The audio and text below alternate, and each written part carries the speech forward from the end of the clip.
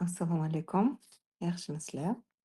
Bugungi kunimizni mavzusi chatimizani illyuziya. Judayam ko'pchilik shu mavzuni qiziqib so'radi. Aslida illyuziya aldash, noto'g'ri tasavvur degan ma'noni anglatadigan lotincha so'z bo'lib, to'g'ri tasavvur insonni biror narsani haqiqatdan boshqacha qabul qilish yoki tushunishini anglatadi. Э, Misol uchun bu psixologiyada agar как psixologga gapiradigan bo'lsam, illyuziya tashqi voqelikni bizani miyamizni noto'g'ri talqin qilinishi deb atasak bo'ladi. Misol uchun, uzoqdagi daraxtni odam deb o'ylashimiz mumkin. Misol uchun, uzoqda ko'rinyapti, uzoqdan, g'ira-shira. Yoki qorong'ida arg'imchoq uchadi, o'shani ilon deb ko'rishimiz mumkin. Yoki biror inson haqida qanaqadir isbot, dalilsiz xulosa chiqarish ko'rasiz, illyuziya. Bu holatda o'shaga yo'nalgan obyekt bor, lekin uni qabul qilishda turli xil illyuziyalar, ya'ni xatoliklar bor. Oddiy hayotimizda esa illyuziya bu haqiqatga to'liq mos kelmaydigan ishonchimiz, tasavvurimiz deb qabul qilsak bo'ladi. Yana misol keltiradigan bo'lsak, pul kelsa hamma muammolar hal bo'ladi deb o'ylaymiz. Hamma men haqimda o'ylayapti deb o'ylaymiz, ko'rasiz illyuziyalarni. Mm, Ya'ni mos kelmaydigan ishonchimiz, tasavvurlarimiz aldovchi ham bo'ladi. Misol uchun yana men hech qachon xato qilmayman. Xato qilmaydigan inson o'zi yo'q. Ko'rasiz, bu ham illyuziya oddiy hayotimizda. Bunaqa fikrlar har doim odamni nima qiladi? Haqiqatni aks ettirmasligi mumkin mana shu hayotimizda. Umuman hozirgi ilmda qaraydigan bo'lsak, insonni o'sha insonni voqeligi haqidagi, ya'ni tasavvuriga bo'ladi, hamma tasavvur bor. O'sha cheklangan bo'lib, uni muhokama qiladi. Misol uchun, shu illyuziya haqiqat deb qabul qilingan, lekin aslida o'sha to'liq bo'lmagan tasavvur deb anglatish mumkin. Ko'rasizlar? Ezoterik tarafdan qaraydigan bo'lsak, ezoteriskiy adabiyotlarda, ilmda illyuziya ko'pincha moddiy dunyoga haddan tashqari bog'lanib qolish, haddan tashqari nimadir umuman haqiqat deb qabul qilish ma'nosida ishlatiladi. Lekin bu o'sha e'tiqodlar, an'analarga bog'liq bo'lmasdan, bog'liq bo'lib, ya'ni mana shu ilmiy jihatdan tasdiqlanmagan fakt emas desa bo'ladi. Va albatta illyuziya va haqiqat haqida gapiradigan bo'lsak, illyuziya haqiqat tashqi ko'rinishga asoslanishi mumkin, dalil, voqealarga tayanadi, noto'g'ri talqin bo'lishi mumkin. Imkon qadar aniq tasvir, emotsiya ta'sirida kuchayib ketishi mumkin. Bor shunaqalar. Yuqorida bergan misollarim bo'yicha tanqidiy fikrlash bilan tekshiriladi, lekin albatta uni to'g'rimikin, noto'g'rimikin. Agar chiroyli fikr bildirgan bo'lsak, illyuziya ko'z ko'rgan narsa emas, balki aql va hissiyot ba'zan o'sha haqiqatni qanaqa ko'rsatishi, talqin qilishi. Hayotimizda haqiqat izlash uchun o'sha kuzatish, kuzatuvchan bo'linglar deyman, qanaqadir dalil, isbot va ochiq fikr kerak bo'ladi. Bu muhim. Illyuziya o'sha aytganimizdek, bu narsani qanaqa bo'lsa, bu narsalarni shundoqligicha emas, balki sal boshqacharoq qabul qilish degani. Ya'ni ba'zan mana shu ko'rish bilan bog'liq bo'ladi, ba'zan esa fikrlar bilan, hissiyotlar yoki hali aytgandek ishonchlar bilan bo'ladi. Illyuziya turlari juda ham ko'p. Ko'rish illyuziya. Misol uchun, o'sha ko'zimizda bitta narsani ko'radi, lekin miya uni boshqacha talqin qiladi. Masalan, yana aytadigan bo'lsam, ikkita bir xil chiziq turlicha uzunlikda ko'rinadi. Ko'rasiz, harakatlanayotgan rasm xuddi harakatlanayotgandek tuyulishi mumkin, to'g'rimi? Bu miyani ishlash xususiyatimizga bog'liq. Agar emotsional illyuziyaga qaraydigan bo'lsak, kuchli qo'rquvlar, vahima, g'azab, nafrat yoki muhabbat, sevgi insonni o'sha voqealarni qabul qilishiga albatta ta'sir qilishi mumkin. Misol uchun aytadigan bo'lsak, kimdir javob yozmasa, mandan xafa bo'ldi deb o'ylaymiz, to'g'rimi? Aslida esa u band bo'lishi mumkin. Misol uchun telefon zaryadkada bo'lishi mumkin, internet o'chib bo'lishi mumkin yoki umuman boshqa ishlar bilan, umuman boshqa xayolda bo'lishi mumkin. Ko'rasiz, hammasi illyuziya. Lekin ijtimoiy illyuziya ham bor. Inson boshqalarning hayotini faqat tashqi tomondan ko'radi. Instagram qaraydigan bo'lsak, ko'rasiz-a, misol uchun o'sha, ijtimoiy tarmoqlarda hamma baxtli ko'rinadi, lekin, shunaqa degan tasavvur bor. Ko'rasiz, illyuziya. Aslida har bitta insonni o'zini qiyinchiliklari bor, bo'lishi mumkin. Illyuziyadan chiqishga nima yordam beradi? Dalillarni tekshirish, isbot dalili, o'sha, har xil turli nuqtai nazarlarni eshitish, kuzatish, hissiyot bilan faktni ajrata olish, bilishimiz kerak, shoshilmasdan xulosa chiqarish. Ezoterikada esa, ezotericheskiy qarashda illyuziya, o'sha ba'zi bir, illyuziya insonlar faqat tashqi dunyo bilan cheklanib qolishi yoki ichki ma'nosini ko'rmasligi sifatida ta'riflanadi. O'sha, filosofskiy tilda gapiradigan bo'lsak, ruhiy qarashda ham qaraydigan bo'lsak, hamma tomonidan, qabul qilingan ilmiy haqiqat emas bu, eslab qolinglar. Agar yana ham chuqurroq mulohaza qiladigan bo'lsak, uni mana shu illyuziya har doim yolg'on emas, ba'zan u ma'lumot yetishmasligidan, hissiyotlar yoki qabul qilish uslubi, to'g'rimi? Qabul qilish uslubimiz natijasida paydo bo'ladi. Shuning uchun haqiqatni anglayotganda ozgina sabr bilan, kuzatuvchanlik bilan, qayta-qayta aytaman, tanqidiy fikrlash bilan kerak bo'lsa, hop undan keyinchi qanaqa savollar berib va ochiq, oydin o'sha ong muhim ahamiyatga ega bo'ladi. Illyuziya bu, insonni, biz odamlarni o'sha voqeani, voqealar, hodisalarni qabul qilishda yuzaga kelishi mumkin bo'lgan farqlarni ko'rish kerak. Ya'ni o'sha ilmiy psixologiyada bu idrok qilish xususiyati sifatida ko'riladi va, hayot, ong haqidagi chuqurroq mulohazalarni ifodalash uchun ishlatiladi. Illyuziya, hayot oynasi deyiladi. Misol uchun tasavvur qiling, oynaga qaraysiz, oynada tasvir haqiqiy emas, lekin u haqiqat aks ettiradi. Illyuziya ham xuddi shunaqa. U ba'zan o'sha voqea hodisalar haqida ma'lumot beradi, lekin uni, o'zi voqelik emas. Inson qanaqa illyuziyalarga tushib qolishi mumkin? Misol uchun pul kelsa, baxtli bo'laman deb o'ylaysiz. To'g'risi, pul hayotni yengillashtirishi mumkin, eslab qolinglar, lekin u avtomatik tarzda hamma muammolaringizni hal qilib yubormaydi. Unutmanglar. Kimdir mani baxtli qilishi kerak. Illyuziya, ko'rasiz-a? Yaqin munosabatlar muhim, bu kerak insonga, lekin insonni ichki xotirjamligi, o'zini qadr-qimmatini bilishi, o'zini qadrlashi eng katta, muhim ahamiyatga ega bo'lgan narsa. Ya'ni har bitta narsa illyuziya, ya'ni siz yaxshiroq, kuzatuvchiroq bo'lib qarashingiz kerak. Yana bitta shunaqa misol keltiradigan bo'lsak, man hammani rozi qilishim kerak. Bor-a, bu bizani o'zbekchilikda ayniqsa. Amalda esa barchaga yoqishi imkoni yo'q, eslab qolinglar. Har kimni qarashi, dunyoqarashi, ehtiyoji, qadriyatlari, nimagadir ishonchlari hammaniki turlicha, turli tuman. Ya'ni keyin aytadigan bo'lsam, man muvaffaqiyatsizman. Bir necha omadsizliklar insonni butun shaxsiyatini belgilamaydi, eslab qolinglar. Bitta narsada omadsiz bo'ldingizmi, demak u sizga sinov, tajriba, imtihon bo'lib keldi. Shunchaki qabul qiling, davom etib ketavering. O'sha narsada qotib qolish kerak emas, ya'ni botqoqda o'rlashib, botqoqda yashash kerak emas, eslab qoling. Illyuziyadan haqiqatga qarab qadam tashlaganingizda o'zingizga savollar bering. Bu fikrim, qanaqadir dalillar, dalil isbotlab qo'llab-quvvatlaydimi? Bu holatni boshqacha tushuntirishim mumkinmi? Man hozir mana shu dalil faktlarga tayinamanmi yoki taxmin qilyapmanmi? O'zingizga savol berib kuzatuvchi bo'ling. Mana shu savollar tanqidiy fikrlashni rivojlantirishga yordam beradi. Ya'ni siz kuzatuvchan bo'lib, to'g'ri-noto'g'rilikni ajrata olasiz. O'sha illyuziyami yo haqiqatmi? Judayam ko'p, o'sha falsafiy anaqa tarafdan qaraydigan bo'lsak, insonni qabul qilish har doim, ham, nima deydi, to'liq emasligini bildiradi va albatta shuning uchun haqiqatni anglashimizda doimo izlanish, kuzatuvchanlik, jarayoni hisoblanadi. Va albatta haqiqatni izlash, tayyor javoblarni topish emas, balki o'zimizni qarashlarimizni, qayta ko'rib chiqishga tayyor bo'lishimiz bo'ladi. Illyuziyadan qo'rqish kerak emas, muhimi uni anglash va haqiqatni izlashga tayyor bo'lishimiz kerak.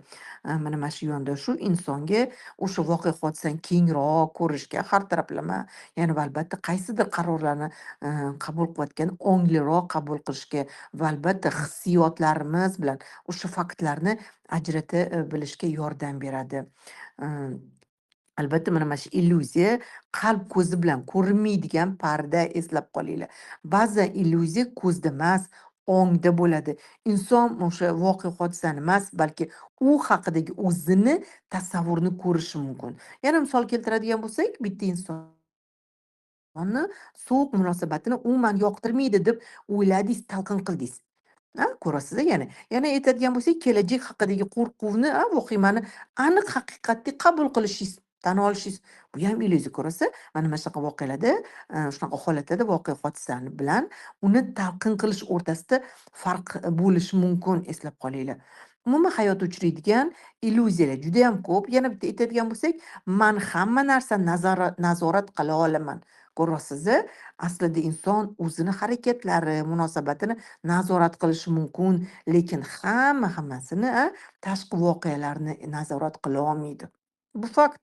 Bilasiz, hammasi illyuziya gapirayotgan gaplar. Demak, keyingisi hech qachon qiynalmasam, man baxtli bo'la olaman. Ko'rasiz, illyuziya bu ham. To'g'rimi, noto'g'rimi? Yozib yuboringlar chat gruppaga. Demak, qiyinchiliklar ham hayotda bir qismi, ular ba'zan tajriba, ba'zan o'sishimizga, rivojlanishimizga, o'sha tajribalar olib, yuqori darajaga ko'tarishga xizmat qilishi mumkin. Sizda bormi shunaqa illyuziyalar? Yozib yuboringlar chat gruppaga. Demak, boshqalar mani to'liq tushunishi kerak. Ko'rasizmi illyuziyani turini yana. Har bitta insonni hayotning tajribasi, qarashi boshqacha, umuman eslab qolinglar. Yana bitta misol keltiradigan bo'lsak, manda hamma narsa bo'lsa, shunda xotirjam bo'laman. Ko'rasiz, ko'pchilik insonlar xotirjamlikni tashqi sharoitdan emas, ichki munosabatdan topadi, eslab qolinglar. Ya'ni ichki sakinat, xotirjamlik muhim. Juda ham ko'pchilikka, ayniqsa menga ham. Keyingisi, mani qadrim faqat natijalarim bilan o'lchanadi. Ko'rasiz, lekin insonni qadri faqat muvaffaqiyati yoki omadi bilan belgilanmaydi, eslab qolinglar. Keyingisi, boshqalarni hayoti manikidan osonroq. Bu ham illyuziya, to'g'rimi? Ya'ni tashqaridan ko'ringan manzara har doim ham inson ichki kechinmalarini aks ettirmaydi, unutmanglar. Keyingisi, o'tmishni o'zgartirsam, hammasi yaxshi bo'lib ketadi. Ko'rasiz, o'tmishni o'zgartirish mumkin emas, unga qarashni o'zgartirishimiz kerak, lekin unga bo'lgan munosabatni o'zgartirishimiz muhim. Nazar o'zgardi, sizni hayotingiz o'zgaradi. Demak, illyuziyadan chiqishi 5 qadam bor. Birinchisi, shunchaki to'xtab kuzatuvchi bo'ling, kuzating. Man nimani his qilyapman? Savol bering birinchi bo'lib o'zingizga. Keyingisi, o'sha fakt, va taxminni ajratib oling. Uchinchisi, boshqa izoh ham bo'lishi mumkin-ku, tan oling, qabul qiling. Keyingisi, shoshilmasdan xulosa chiqaring. Umuman shoshqaloqlik yig'ishtiring bunaqa paytda. Keyingisi, haqiqatni izlashda ochiq fikrli bo'ling. Bu sizga juda ham muhim. Albatta, illyuziya ba'zan haqiqatni yashiradigan tumanga o'xshaydi. Tuman tarqalganda nima bo'ladi? Manzara o'zgarmaydi, lekin uni qanaqa ekanini aniqroq ko'ra boshlaymiz. Demak, illyuziya dushman emas, u insonni idrokini bir xususiyati, uni anglash va o'sha voqea hodisani chuqurroq tushunish, ongli qaror qabul qilishga, hayotga kengroq nigoh bilan, nazar bilan qarashga yordam beradi illyuziya. Demak, illyuziyani maskalari juda ham ko'p. Misol uchun inson ko'pincha haqiqat emas, balki o'z ongi chizgan rasmni ko'radi. Misol uchun birinchisini aytadigan bo'lsak, man hamma narsani bilaman. Haqiqat har bitta insonni bilimi cheklanganligidir. Bu haqiqat. Qancha ko'p bilgan saringiz bilmagan narsalaringiz ko'p va umrimiz ham yetmaydi. Buni tan olishimiz kerak. Keyingisi, man hamisha haqman. Haqiqat shuki, ba'zan boshqalarning qarashi ham to'g'ri yoki qisman to'g'ri bo'lishi mumkin, eslab qolinglar. Uchinchisi, boshqalarning fikri mani qadrimni belgilaydi degani. Haqiqatdan esa insonni qadri, qimmati faqat tashqi baholar bilan o'lchanmaydi, unutmanglar.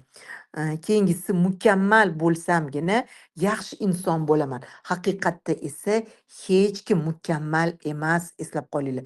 O'sish, rivojlanish, o'rganish hayotimizning bir qismi xolos, eslab qolinglar.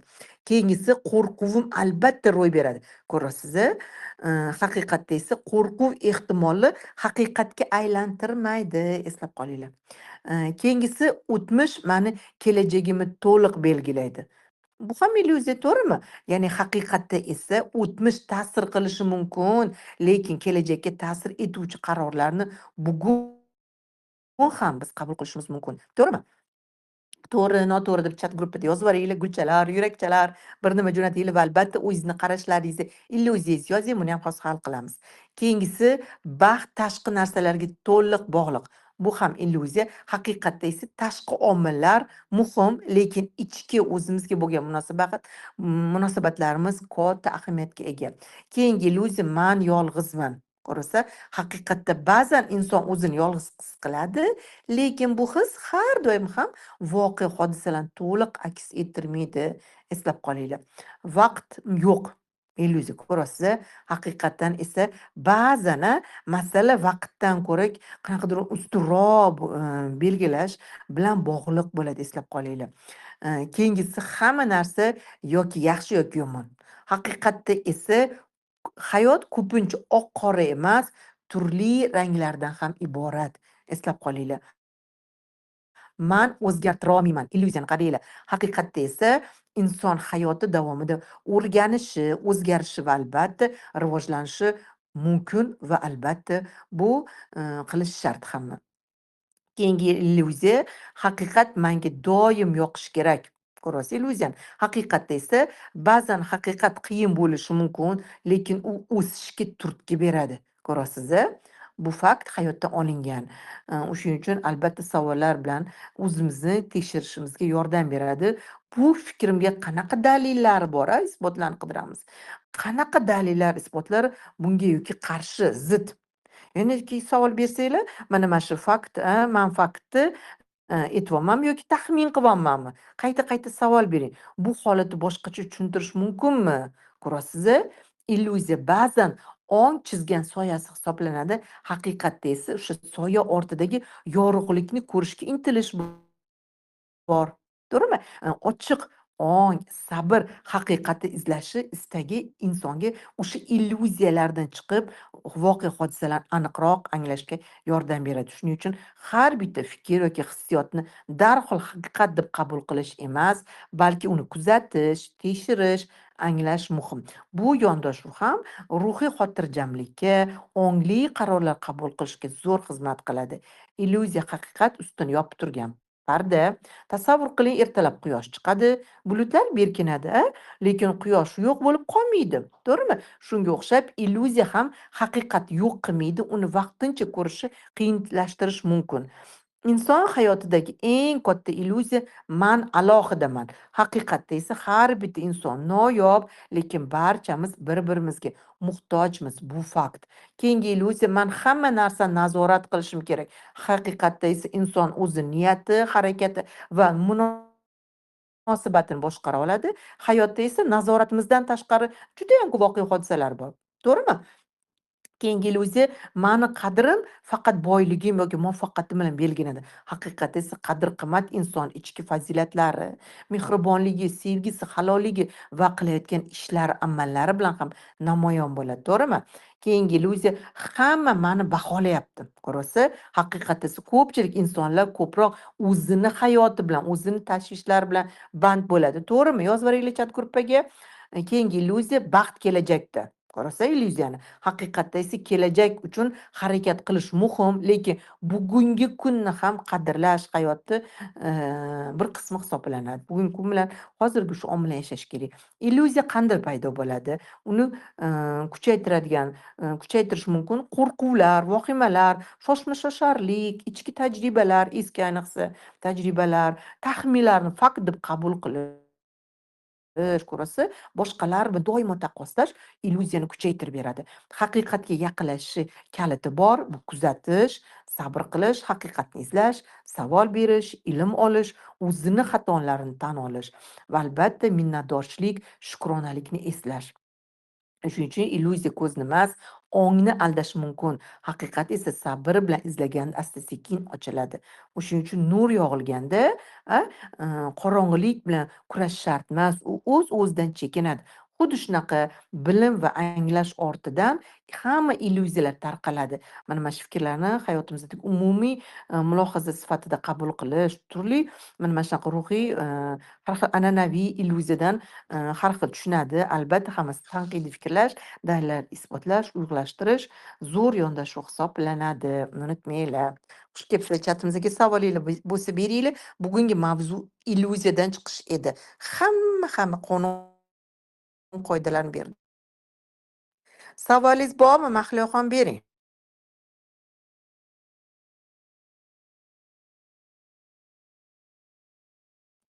Mahliyo, savolingiz bo'lsa bering. Judayam hayotimizdagi muhim mavzu haqida gapirdim. Illyuziyalardan chiqish haqida.